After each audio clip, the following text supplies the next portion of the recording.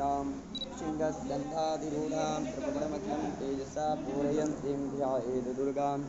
जयाख्यां धृतसपरिवृतां सेवितां सिद्धिकामे ॐ ऋषिर्वाच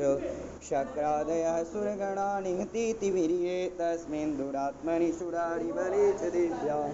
ताङ्गुष्टुभो प्रणतिनं ऋषिरोधरांशा वाग्भीप्तहर्षपूर्वकोद्गमचारुदेहा देव्यायया तदमिदं जगदात्मशक्त्या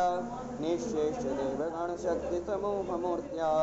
तामम्बिकामखिलदेवमहर्षिपूज्यां भक्त्या नतास्म विदधातु सुमानिशानः यस्याः प्रभावमतुलं भगवान् अनन्तो ब्रह्मा हरश्चननि भक्तमलं बलं च सा चण्डिकाखिलजगत्परिपालनाय नाशाय चातु भवयस्य मतिं करोतु या स्त्री स्वयं सुकृतिनां भवनेष्वलक्ष्मी पापात्मनां कृतधियां हृदयेषु बुद्धि श्रद्धा शताङ्कुलजनप्रभवस्य लज्जा तां पाङ्गता स्म परिपालय देवि विश्वम्